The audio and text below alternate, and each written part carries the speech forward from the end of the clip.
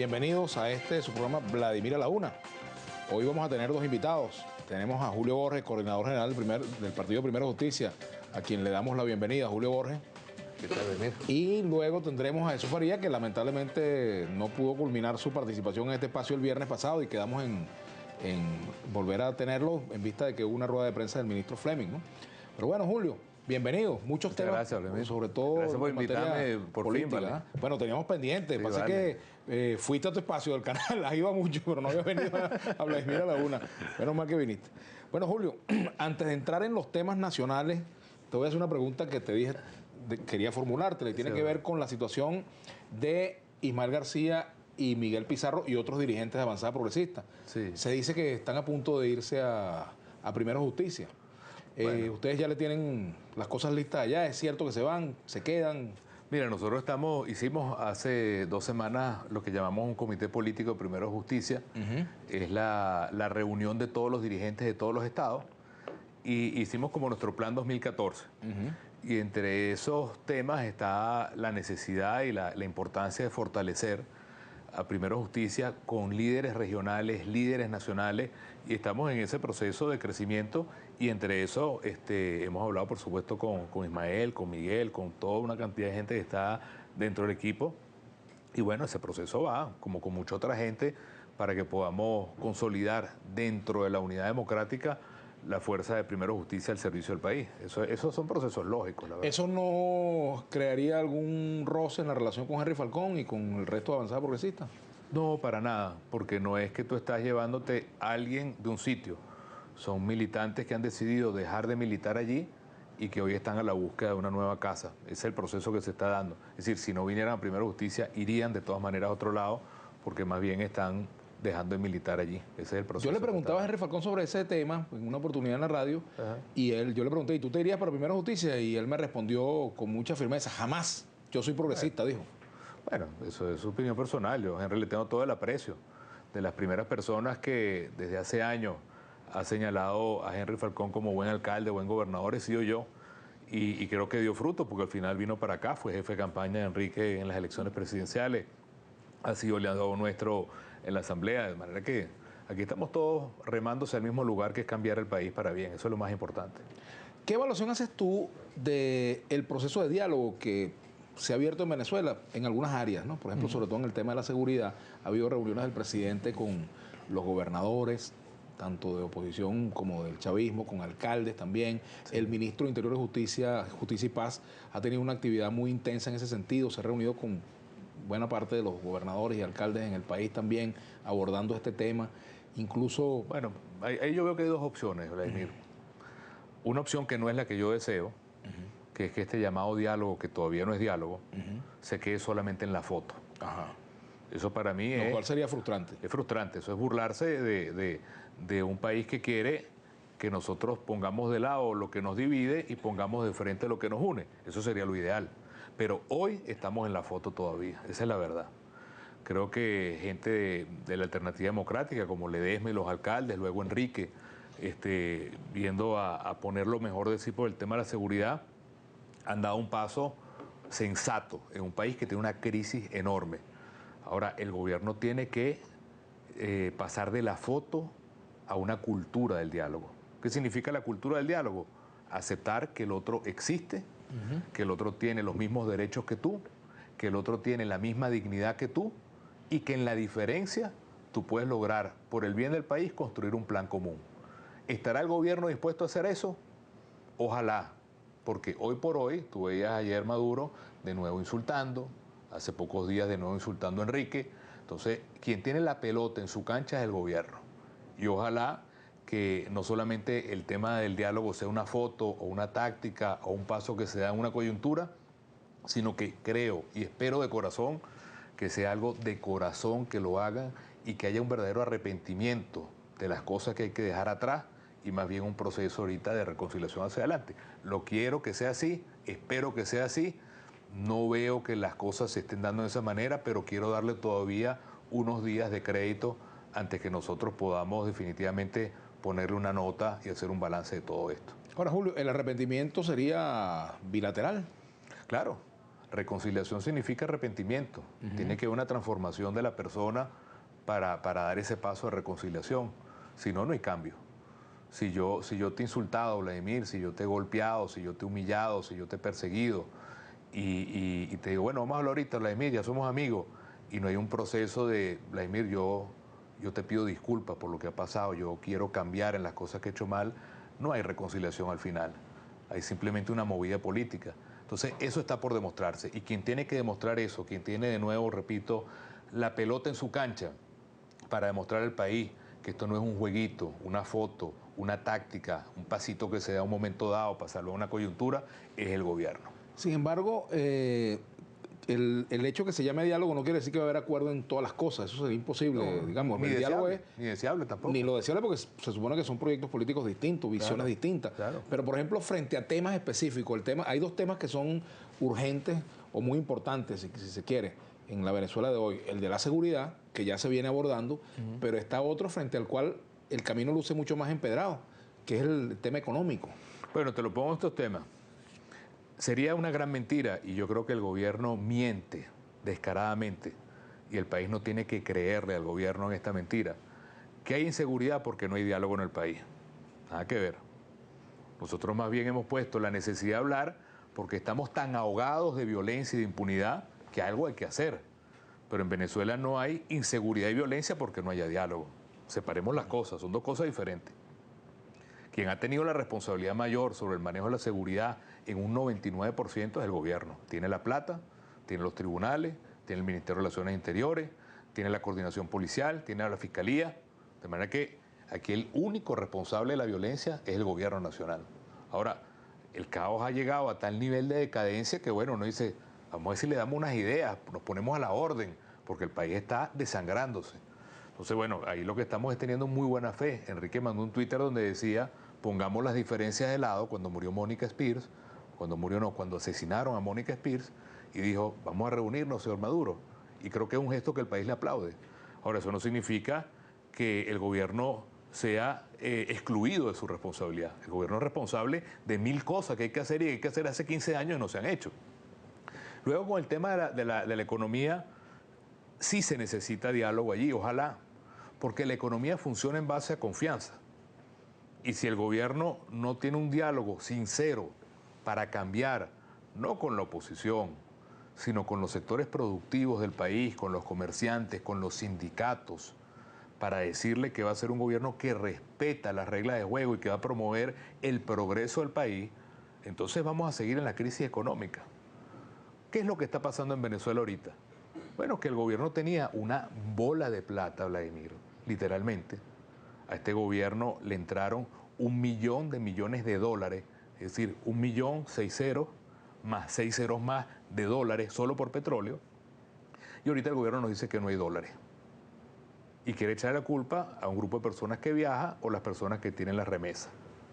Cuando la culpa es de 25.000 millones de dólares que Giordani dijo que se desaparecieron, Edme Betancourt dijo, presidente del Banco Central, que se desaparecieron, cuando el gobierno le ha regalado 90.000 millones de dólares a otros países, cuando todos los días se le regala a Cuba 115.000 barriles de petróleo. Pero fíjate que el gobierno han respondido a eso con cifra en el sentido de que no hay tales regalos, sino que lo que hay son acuerdos, primero de financiamiento o de contraprestación de servicios. A los otros países no vale, regalos puros y duros. Aquí se le regala a Cuba, ahorita va a venir Jesús Fería a justificar, se le regalan todos los días 115.000 barriles de petróleo diarios a Cuba. Yo tengo la cuenta, aquí te la tengo. Se le ha electrificado Cuba, se le han regalado casas, se le han regalado ambulancias a Bolivia, se le ha regalado $1 millón a una escuela de samba en Brasil, se le ha regalado todo ese dinero que es de los venezolanos y ahorita nos dicen que no hay dólares. Bueno, ¿y por qué se le sigue regalando a esos países eso? Esa es la respuesta que tiene que dar el gobierno. ¿Qué pasó con la deuda? Es decir, no solamente es que ha entrado 1 millón de millones de dólares, sino que además nos hemos endeudado en más de 100.000 millones de dólares más. Si nos ganamos la lotería y pedimos prestado en el banco y despalillamos los reales. Esa es la pregunta que se tienen que hacer los venezolanos. No caigamos en la trampa de la gente que viaja o la gente que tiene remesa. Aquí el problema no son los raspacupos, son los raspaollas que están en los ministerios, en la presidencia de la República y en los institutos del gobierno. Eso sí se han chupado la sangre de Venezuela, eso sí se han robado el país. Esa es la gente que debería estar en este momento investigada por la fiscal, en lugar de la fiscal siendo la fiscal del PSUV, que es una subordinada que no está cumpliendo su papel. Esas son las realidades que hay que hablar claro y raspado. Hablémoslo. Ojalá que pudiera venir alguien del gobierno a refutarme esto. Seguro vendrá Jesús Faría. Lo reto que hagamos un programa aquí de debate, a ver si no son regalos. Bueno, yo estoy dispuesto a hablar con que si él sea. acepta, le ponemos fecha. Es más, ayer yo decía... Pero, por ejemplo, Barrio Adentro, los médicos cubanos, eso... No, Vladimir, hay una realidad. Todos los cubanos que han venido a Venezuela no es que se pagan con petróleo, es que además se les da un monto en bolívares y en dólares que se paga después y queda en manos del gobierno cubano. Habla con cualquier cubano para que te lo diga, son esclavos.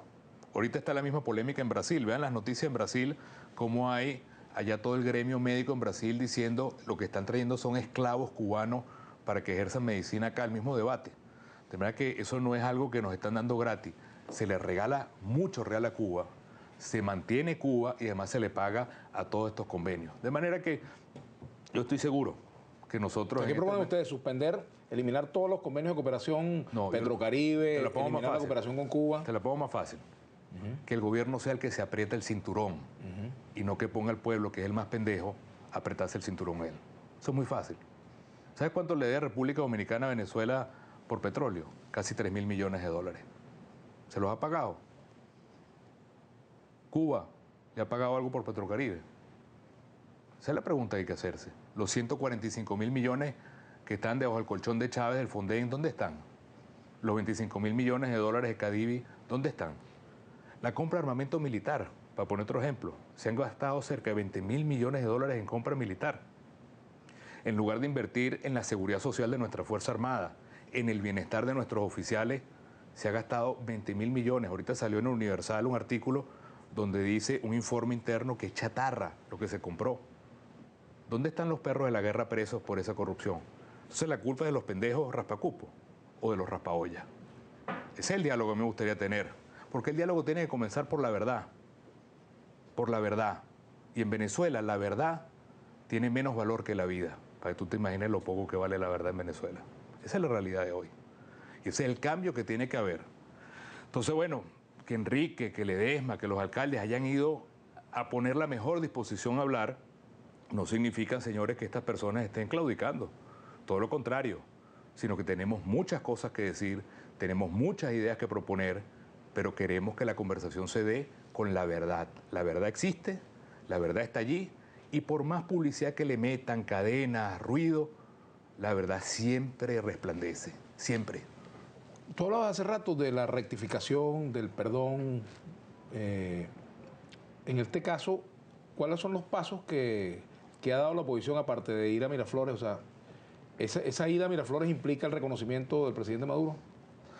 Bueno, yo creo que lo que significa es simplemente que Venezuela está metida y sumergida en un caos tan grande, tan grande, que como dijo Enrique, vamos a poner las diferencias de un lado y por un país que está muriéndose de sangrado, veamos cómo paramos eso. Significa eso. Y creo que el gobierno, si es sabio y es humilde, debe entenderlo así. No es, ay, ahorita Enrique vino a Miraflores, qué felices somos. Más bien, reconoce que tienes 15 años gobernando y este país se está muriendo desangrado. Esa es la humildad que nosotros pedimos. Vamos a hacer una pausa, Julio, y ya venimos con Julio Borges, coordinador general de Primero Justicia. Ya regresamos.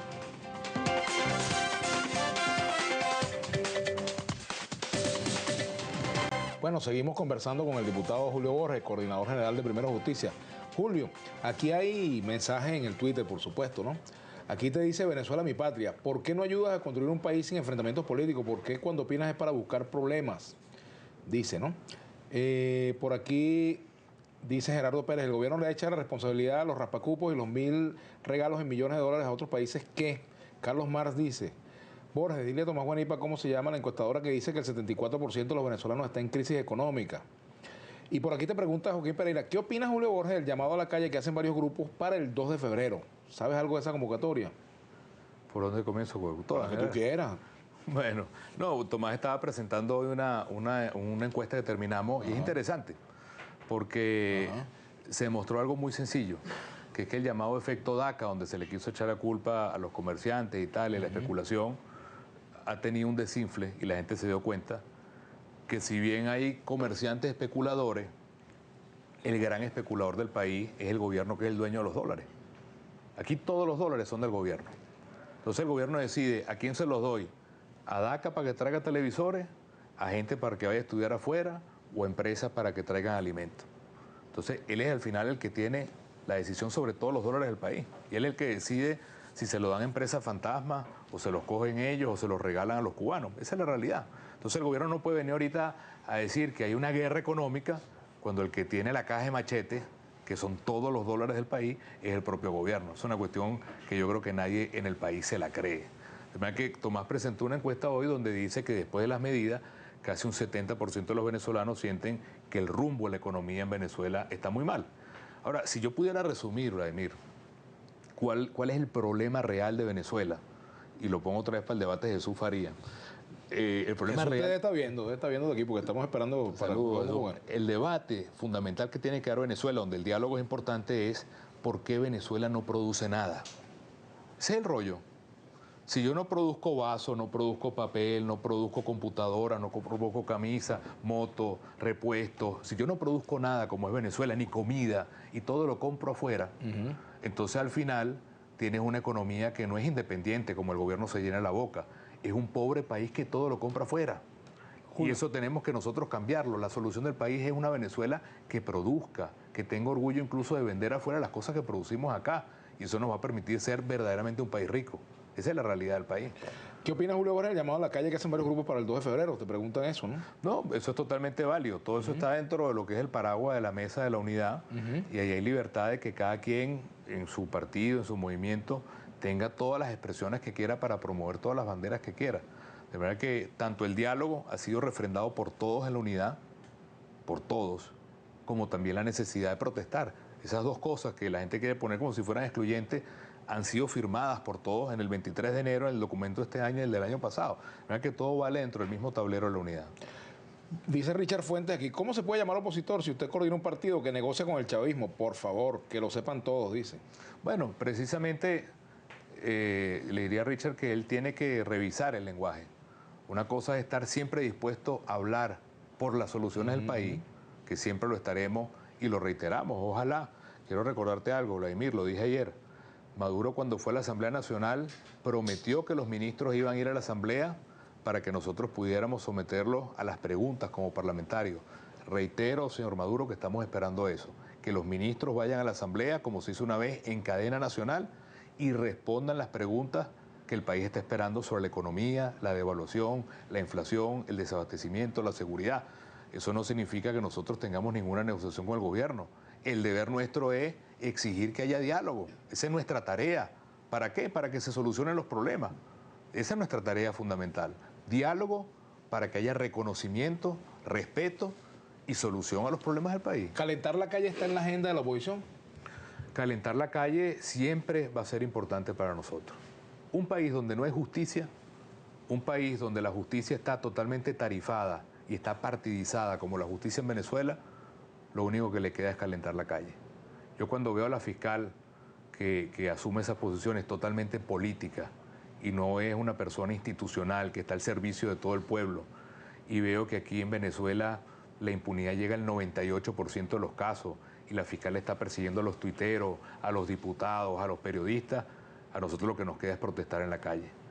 Esta semana vamos a ir a la fiscalía, ojalá la fiscal me reciba, para que se investiguen los 25.000 millones de dólares que se robaron de Cadivi y le quieren echar la culpa a los viajeros y las personas que tienen remesa, cuando todo eso son empresas del gobierno o gente ligada al gobierno.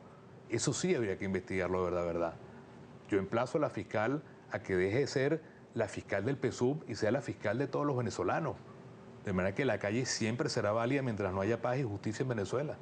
Aquí, si usted como dirigente político cree que la política es dejar que el país colapse y entonces allí sí comenzar a hacer política, pregunta Jesús Hidalgo. Para nada, para nada. ¿Quién va a querer que el país colapse? Uno tiene hijos, uno quiere lo mejor para ellos. Y no es tontería. Uno quisiera salir con seguridad con sus hijos y que no haya ni un riesgo de que le pase nada a ellos, de que tengan la educación que permita que ellos crezcan. ¿Quién va a querer el colapso? Al final uno prefiere que hacer lo que haya que hacer porque este país cambie. Esa es la realidad. Que Reds te dice, Vladimir, saludos a Julio de parte del diputado Michael Reyes. ¿Se acordará de él? No sé, pregunto. Dice, Michael Reyes fue el que me golpeó en la Asamblea Nacional, que es un buen caso. Yo cuando Nicolás Maduro fue a la Asamblea, levanté la mano para hacerle una pregunta y me castigaron y me suspendieron 30 días sin hablar. Este tipo, con la anuencia de Diosdado Cabello, me golpeó frente al mundo entero y lo nombraron después alcalde ahorita como premio. Esa es la moral volteada que tiene la gente del oficialismo. ¿Cuál es su propuesta, dice José Gregorio Rangel, propuesta concreta de Primero Justicia para sacar adelante un país inmerso en una profunda crisis? Le acabo de decir, Venezuela tiene que convertirse en un país que produzca. Venezuela puede ser una potencia que produzca alimentos. Antes nosotros exportábamos arroz, ahorita compramos arroz a los Estados Unidos. Tanta paja que habla el gobierno y le compramos arroz a los gringos. Tanta paja que habla el gobierno de independencia y estamos comprando gasolina afuera. De manera que el reto, la respuesta, el desafío que le hacemos nosotros es ponernos todos a remar juntos con diálogo, con un plan concreto a producir en Venezuela empleo, marcas venezolanas, productos que podamos vender con orgullo fuera. Hoy somos un país que no produce nada, nada. Todo lo estamos comprando fuera, Vladimir. Eso es vergonzoso y deprimente. Oscar Junior dice, ingeniero Oscar Junior, Oscar, una pregunta para Julio. Eso de cambiarse de partido no es una mamadera de gallo. Aquí dice Vladimir Maldonado, cuando le veo la cara, dice a este tipo, a Julio Borges, pues, me acuerdo cuando leyó el comunicado tratando de disolver todos los poderes, ¿te acuerdas? No, eso no es verdad.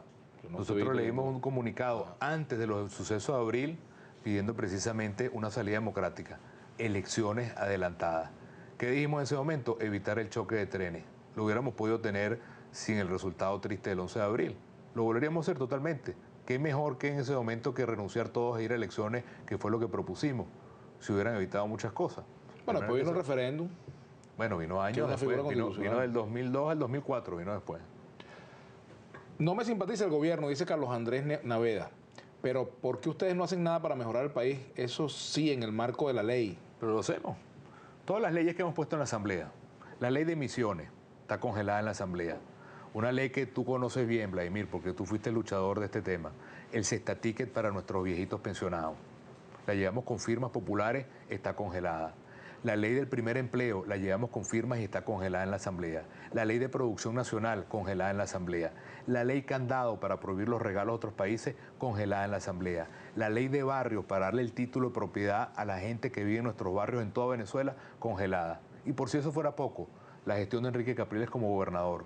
Más de la mitad del presupuesto se dedica a la educación. Carlos Ocariz ayer inauguró un mercado para los buhoneros para que no tengan que estar en la calle. Todas las obras que ha hecho Carlos, como el gimnasio vertical.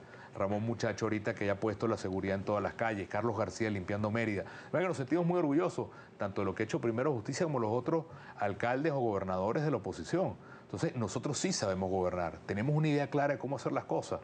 Quienes tienen al país a la deriva son quienes tienen ahorita el gobierno. 3 devaluaciones en un año, Vladimir. De 4 bolos a 6 bolos y ahorita 11 bolos. ¿Y le van a echar la culpa a quién? A los gringos. Aquí dice Marcel Durán, Pedro Carreño plantea dejar la escogencia de los poderes públicos al TSJ. ¿Cuál es la postura de los diputados de la oposición? Que eso es un fraude. Este año nosotros tenemos la escogencia de 1/3 de los magistrados del tribunal, de 2 o 3 rectores del CNE, de la fiscal, que por fin se va este año, esa mujer, la defensora del puesto, que yo no sé si vive o no, pues nunca no sé quién ha defendido. Tú eres un luchador de los derechos humanos. Me gustaría saber en tu mente qué piensas de ese personaje. La Contralora, que no es Contralora, pues el Contralor se murió hace 4 años y el gobierno habla de corrupción, pero no lo ha querido sustituir. Bueno, un punto concreto del diálogo es tengamos poderes, no que se repartan entre el gobierno y la oposición, sino poderes que representen a todo el país, magistrados rectos, íntegros, un Contralor que tenga verdaderamente los riñones bien puestos para combatir la corrupción, una fiscal que no se arrodille frente al gobierno, unos rectores que sean independientes, que sean unos umpires independientes de las elecciones. Eso es una materia de diálogo importante. Nosotros lo vamos a promover ahí. Pero ¿qué dice Pedro Carreño? Nada, se lo pasamos a los panas del TCJ, que todos son el Tribunal Disciplinario del PSUV, para que ellos sigan nombrando los poderes. Eso no se puede admitir. Y el país tiene que rechazar eso. De verdad que el gobierno... ¿Ustedes les consta que la fiscal recibe órdenes del PSUV? Totalmente, absolutamente, decadentemente y vergonzosamente. Y ella lo sabe también. Caso de Richard Mardo, caso de María Aranguren. En este país matan, querido Vladimir, 20.000 venezolanos todos los años. Y esa señora lo que está dedicada es quitar la inmunidad cuando le dan la orden política a Richard Mardo o a María Aranguren. O cuando dicen hay que investigar un tuitero, sale ella, hay que investigar los tuiteros. Por Dios, hay que tener dignidad, de verdad. Aquí dicen dos comentarios. José Matei dice, ustedes pusieron la torta cuando decidieron no reconocer que Maduro fue elegido como presidente. Fue desconocer al pueblo. Y Humberto dice, arrepentimiento, Julio Borges, ustedes son los que te tienen que repetir, hacerle tanto daño al país con sus mentiras. Ajá. Y Gabriela Blanco te pregunta, ¿qué es lo positivo del gobierno del presidente Maduro? Que diga uno por lo menos. Lo positivo del gobierno Maduro no lo conozco todavía, honestamente. Este es un gobierno que va a cumplir un año ahora, ha devaluado 3 veces la moneda, y se lo pongo con indicadores mundiales. Transparencia Internacional, amigos y amigos, somos el país más corrupto del mundo según Transparencia Internacional. Reporteros Sin Fronteras, una ONG independiente, somos los países con peor libertad de expresión. Naciones Unidas, somos el 5º país más violento del mundo. Banco Mundial, somos los peores países para hacer negocios. Asociación Internacional de Jueces, tenemos el peor sistema mundial en sistema judicial. Las cárceles venezolanas, puestas por Amnistía Internacional como las peores del mundo. ¿Qué hay de bueno en el gobierno de Maduro? No sé. Yo no veo nada bueno en el gobierno de Maduro. Bueno, ahora vamos a tener un invitado que seguramente sí va a decir de cosas buenas del gobierno de Maduro. Jesús Farías. Invito a Jesús Farías, que seguro vendrá aquí a hablar. Hagamos un debate, aquí mismo. Bueno, ¿cómo no? Con sus cifras, con su idea. Si él acepta, aquí está la mesa servida. No, el que tiene la razón no debería tener miedo de debatir. Por eso estoy muy seguro de lo que estoy diciendo. Dejemos ahorita la publicidad, la propaganda, las cadenas. No le tengan miedo a hablar con la oposición.